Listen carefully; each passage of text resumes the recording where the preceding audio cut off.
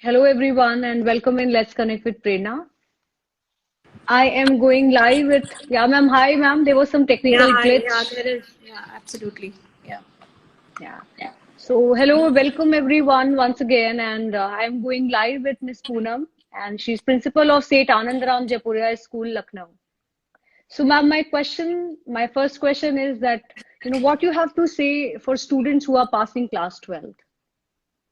Yeah, so I think these are very, what should I say, the one of a kind situation where children have sort of not appeared for the exam and the results are still awaited. So Right, everything is quite uncertain.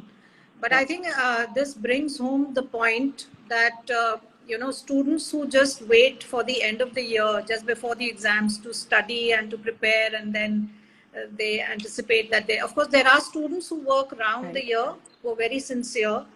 Yeah, And I think probably now they realize that had they been, because now the criteria stipulated by CBSE, and I'm sure something similar must be there for ICSE as well, true. that they're going to take into account the last 3 years' performance based on Yeah, a certain percentage.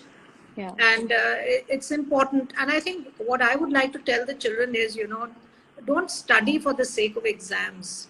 You know, I think in the future, the whole system will undergo a change. We're not going to be exam assessment oriented kind of a right, future. I don't think we can look at that in the future. So the assessments will become more holistic. They will take into account many more things rather than just the performance on the paper and pen test kind of a thing. yeah, So I think the very fact that children want to learn for the sake of learning, for the joy it brings them, and for the knowledge right. enhancement that happens, that should be the driving force rather than a year-end exam or the marks they're going to get. Right. So I think the present class 12th at least and the present 10th, 11th, these classes need to become more sincere and sort of Right. be more regular, be more responsible in the class, turn in their assignments and do everything that they should be doing. Yeah. Ma'am, how do you see in the light of pandemic and also once it's over, the future of fresh pass outs? The future of, sorry? The future of fresh pass outs. So as I said, it's still uncertain, with the talks of a third wave and all of that. You really don't know. So I think it should be like once bitten, twice shy. So the Yeah. children need to, sort of plan more seriously now. They should be clear in their heads as to what they want to do after class 12. I'm sure Right. universities and colleges will now be formulating a different criteria for taking in students, you know. So, True.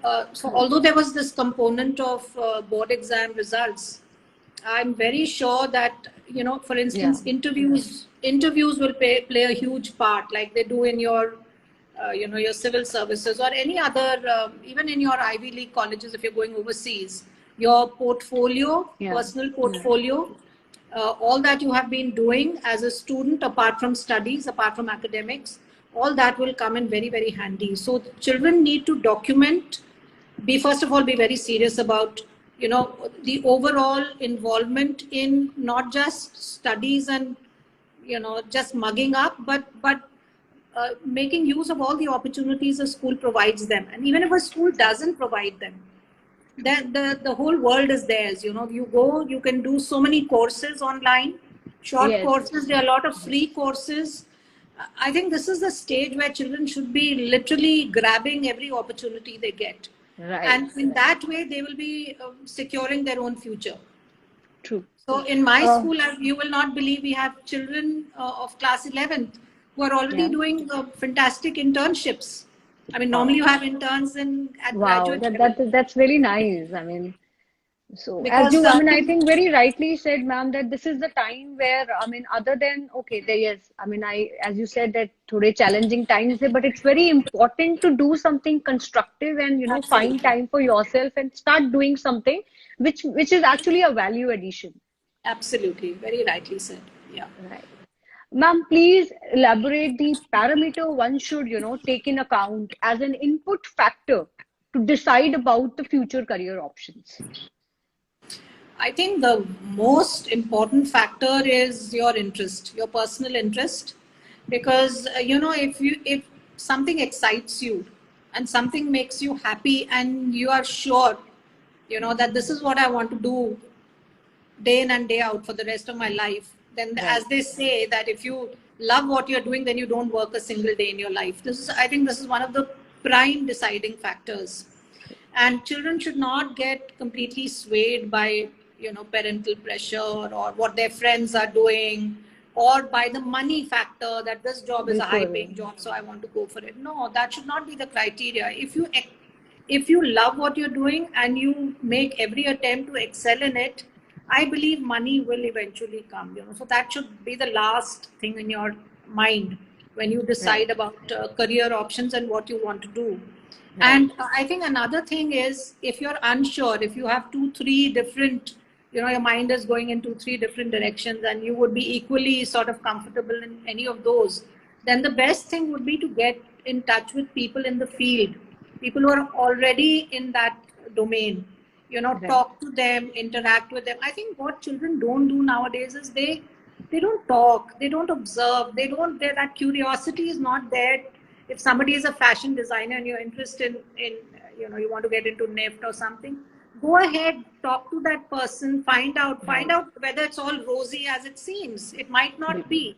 So what are the pitfalls, what are the advantages, what is it that you will find good in that industry? Like, a lot of kids get enamored with the hospitality industry, but then there's a lot of what should I say, grassroots kind of level work which they will need to बिल्कुल. do, start from बिल्कुल. scratch. You have to get into housekeeping and stuff also, so Right.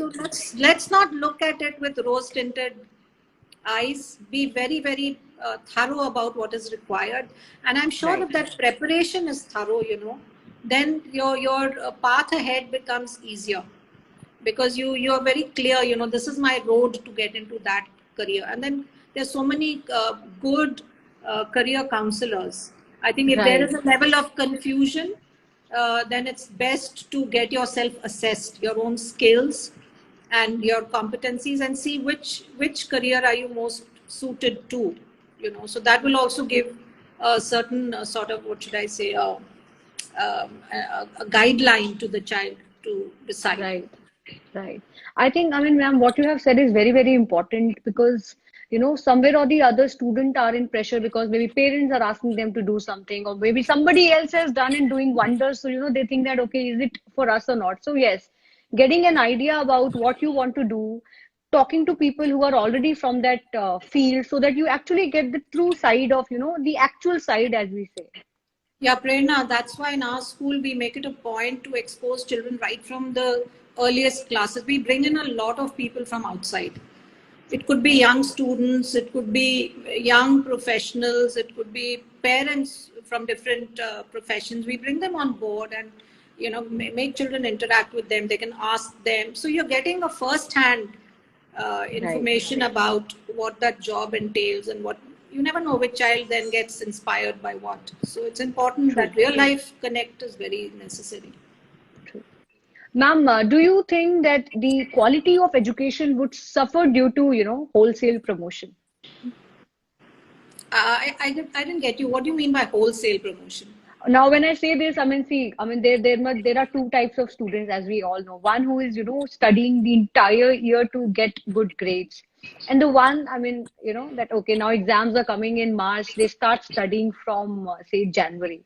Now, because keeping pandemic in mind, it's the second year where, they haven't written Yeah. the exam, or maybe just their practicals or some, assignments or something because of, I mean, and then the final, result is being evaluated for them. So keeping them in mind, do you think that will it affect their psyche in the sense that, okay, we are not preparing, or maybe students who are preparing and then See, so I'll tell they've you been the promoted? reaction of the students when they came to know that the exams are being cancelled. So the ones who'd been working through the year, who'd Yes. really been working hard, they were shattered. They were Yeah. very, very disappointed, because they were striving for that 95, 96, 97, 98%. True. So they were really put off. The ones who had not been studying, not been regular, they were elated. For them it was like a, So it just shows the mindset of kids. I think as educators, we need to influence that mindset and make them understand, you're not doing it for an exam. We are all, I think in India, we are very exam oriented. Anything that you do in school, 9th, 10th, 11th, especially, and that's why I'm very against coaching, because at the end of the day, in 11th and 12th, I mean, kids drop out of school, they join coaching. I mean, there are parents who want to put children in coaching from class 6 onwards, 7 onwards. For heaven's sake, school is a time of social interaction. It's a time where you learn skills. It's a time where you even develop emotional skills, how to deal with victory and failure. It's not all about academics. I mean, I don't know now, but a lot of the news that we've read in the newspapers, the cream, those who get into IITs, these children, they have it all. They've got the most sought after college, and yet they take that unfortunate step. Why? I think somewhere down the line, when we get into this coaching trap, we miss out on that exposure and the interaction. I think this is one of the things our children are really missing in the online mode, particularly this age group of 11, 12. They know it's the last years, their last 2 years before they step out of school. These are memories we hold for a lifetime. True. So we should not deprive, even parents need to understand that you cannot deprive children of those vital years. There is much more to gain than that coaching. And if you're hell-bent on coaching, my advice is drop a year after your 12th.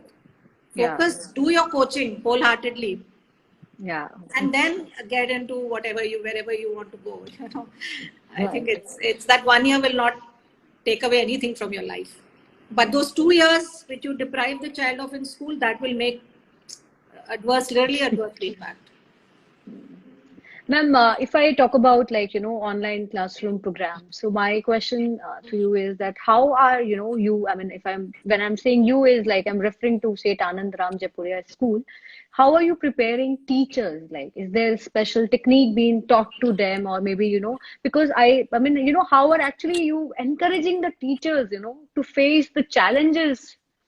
So Prerna, I think if I may say, at our school, it's been a very seamless and smooth transition from the physical to the online. And I'll just give you a little history. Our school began in 2016.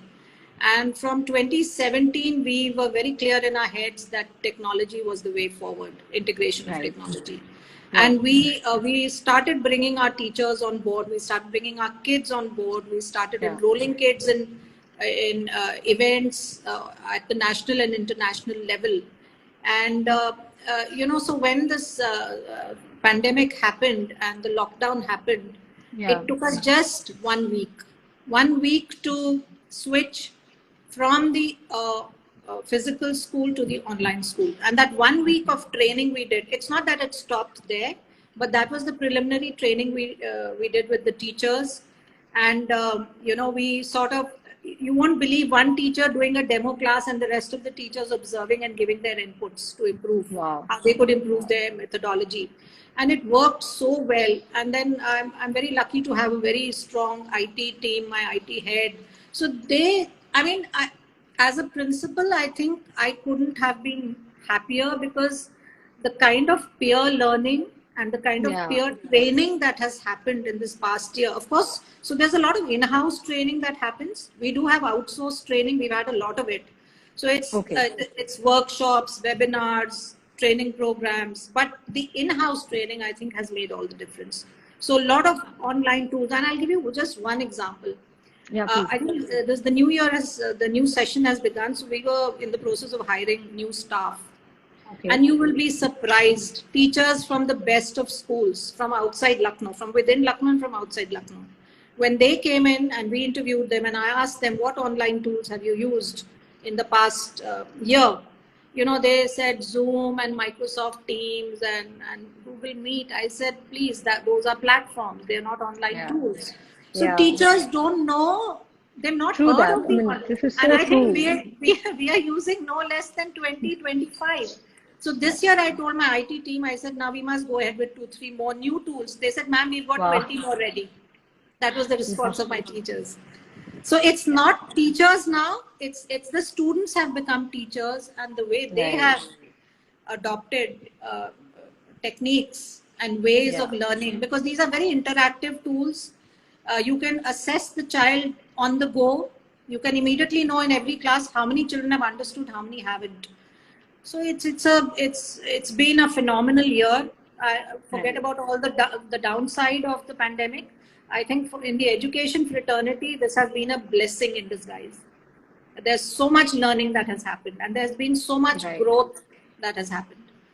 Right.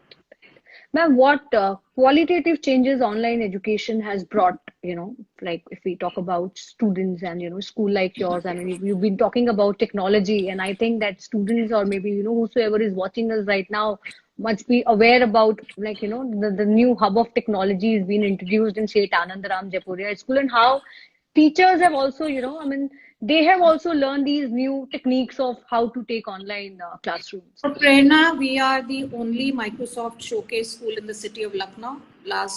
We've been with Microsoft for 4 years, but we've been the Showcase school for 3 years. We are an Adobe certified school. We've recently become a Wakelet school, and we are now on board with the Global Schools program. So these are all, international kind of collaborative learning that is happening. Teachers, we're also working on a British Council project, collaboration between students of our school and those of children of other schools in India and overseas. So there's the quality, if you talk, I think it's gone several notches higher in this past year. And I'm more than delighted, not just with the teachers, but I think the students are shaping up so well.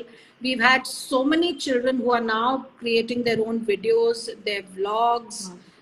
They're doing crazy things. I mean, we can't imagine. They're into machine learning, and we've introduced coding from a very young age. So class, even grade 1, 2, 3.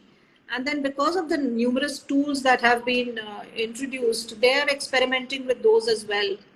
So the children are one step ahead of us. You just give them one hint and then they take off. So it's amazing. Ma'am, what are your views on new education policy? So very progressive in many ways, but I think ultimately everybody's been saying this, and I will repeat it too. It's easier said than done, simply because people are, they will praise it and they will say, yes, it's very good. But when you have to, start doing it, then that reluctance is there. Because when you say that you don't have any clear bifurcation between streams at class 11, I'm just giving you one example. And still we go ahead, we bifurcate the children, because not having streams and allowing children to choose as per their interest will entail more expense for the school. So if you have a math, science student wanting to opt for history, for instance, alongside.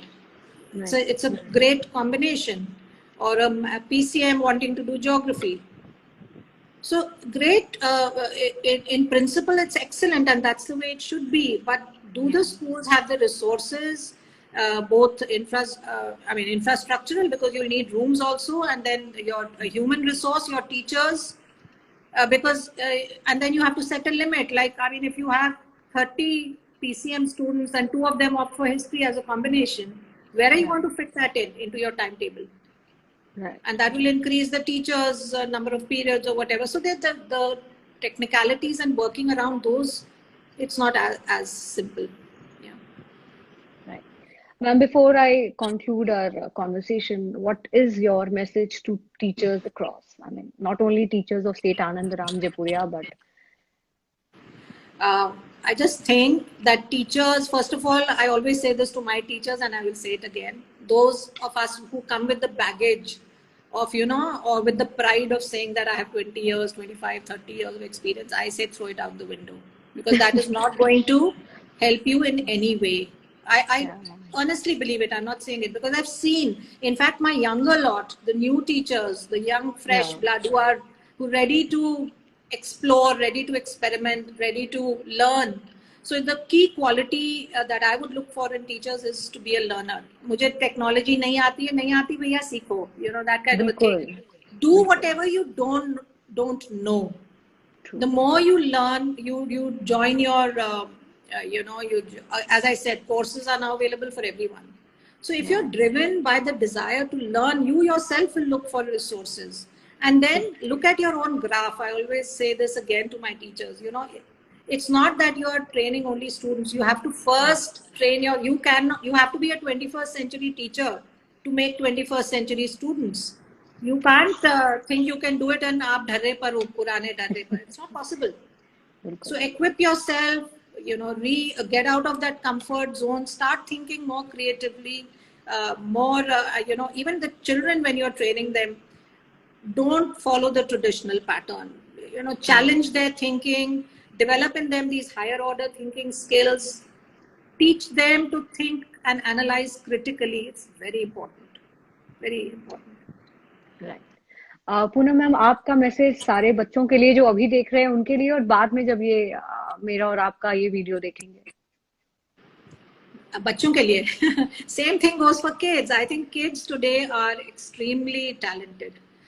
I just feel that, you know, kids today, unfortunately, if they do not get the right kind of education, I mean, you may be in the best of schools, but at the end of the day, if the school is not a thinking school, if the school is not a progressive school, if the school just says yes to things but they don't do it, you know, and they don't expose children, they don't focus on it. Today is the time of personalized learning. Right. So you have to identify every child's interest, talent. Even if you have to do small group interaction with children, you have to go. Today education is not up, you know, pehle teachers aate the ki teaching is a good option for a job, jao 2 baje khali ho gaye and then you're free. I think teachers today are working more than you know, the corporate people. Actually more. Teachers have, especially since the past year, they've been putting in phenomenal number of hours in their own personal development, training and preparing all those resources which they will have to use on the online mode. And we need to remember that you have 8 to 10 other eyes in the home that are focusing on the screen along with the child. So they are being evaluated so critically, the teachers. Yeah. You know, so we have to up the game. And even NEP says, I don't know, they are saying it by 2022, there will be this teacher evaluation process like you have in the US. So the teacher will have to go through that evaluation process to be to have a continuation of her education degree. I think that's a wonderful step. You know, to get teachers who are stagnant and who don't want to grow, for them, it's a jolt. Yeah. Yeah. Thank you so much, Poonam ma'am. I am very sure that, you know, who are watching us right now and later जब ये video देखेंगे, there are too many things जो लोगों को पता ही नहीं होंगी about what is happening, you know, obviously students of State Anandaram Jaipuria उन्हें तो पता ही होगा, but I'm sure जो सब हमें देख रहे हैं now they'll be knowing about the new technologies and जो आपने एक insight, एक जो discussion करा about new education policy. Thank you, Poonam ma'am. And Prerna, one last thing. I think children should, in fact, schools, teachers, everybody should be very aware of the kind of jobs, the job shifts that will happen in the future. You know, so forget about engineering and medical. We are still so hung up on that. There's so many options. Today, you're going to be your own job creator. Most of our children are going to be that. Definitely, ma'am. So we have to give that platform to them in the school. Definitely. I think that's so true. That's so true. And very important, जो आपने बात बोली कि ma'am इस time को भी ना हमें positive देखते हुए, we should learn new things. We should learn things which we don't know. I mean, right. So thank you, Poonam ma'am, for being a part of this initiative. And thank I you, really look for forward giving this opportunity. I don't know. I mean, I've never heard of your group before, but I'm sure I just was checking today and I found that one of my students, if I can put it that way, is also a principal now in Army Public School, Prerna. She's also your namesake. So I was watching her video as well. Yeah, great. Thank you, Poonam ma'am, for being a part. Thank you. It's been a pleasure. Thank you so much. Thank you. Yeah.